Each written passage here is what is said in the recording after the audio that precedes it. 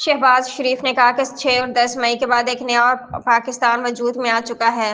दुश्मन पानी की एक बूंद भी हमसे नहीं छीन सकता। नौजवानों के आलमी दिन की तकरीब से खिताब में शहबाज शरीफ का कहना था कि बहुत कम लोग ऐसे हैं जिन्होंने तारीख का रुख बदला।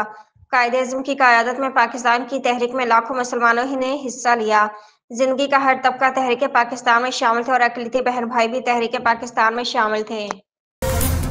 हुकूमत और तहरीक इंसाफ के दरमियान मुज़ाकरात के इम्कानात पस पर्दा राब्तों के नतीजे में रोशन हो गए। बताया जाता है कि PTI के अरकान पार्लियामेंट की अक्सरियत, जिनमें बाज़ हाल ही में सज़ा याफ्ता अरकान भी शामिल है, बाज़ाब्ता मुज़ाकरात के आगाज़ के हक में हैं।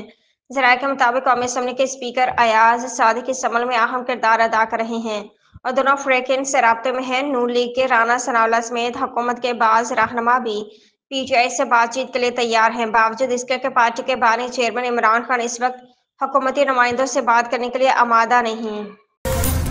वेस्ट इंडीज ने पाकिस्तान को सीरीज के आखिरी और फैसलाकुन वनडे में 202 रन से शिकस्त देकर 3 मैचेस पर मुश्तमिल सीरीज 2-1 से अपने नाम कर ली।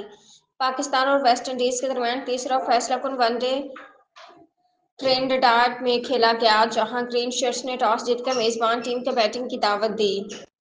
वेस्ट इंडीज ने पाकिस्तान को जीत के लिए 295 रन का हदफ दिया। जवाब में पाकिस्तान की बैटिंग लाइन रेत की दीवार साबित हुई और पूरी टीम 92 रन पर ढेर हो गई। अमरीकी वज़ीर ख़ज़ाना स्कॉट बेसेंट पर चढ़ गए। उन्होंने कहा कि भारत हठधर्मी पर उतरा हुआ है।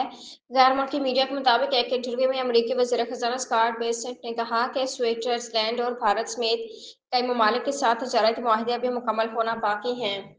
अमरीकी वज़ीर ख़ज़ाना का कहना था कि भारत अमरीका के साथ मुज़ाकरात में हठधर्म रहा है। उम्मीद है ट्रंप की इंतज़ामिया तजारती मुज़ाकरात अक्टूबर के आखिर तक मुकम्मल करेगी। उन्होंने कहा कि अमरीकी हुकाम अगले 2 से 3 माह के अंदर चीनी हुकाम से दोबारा मुलाकात करेंगे। दोनों ममालिक के दरमियान मुआशी ताल्लुकात के मुस्तकबिल पर बातचीत होगी।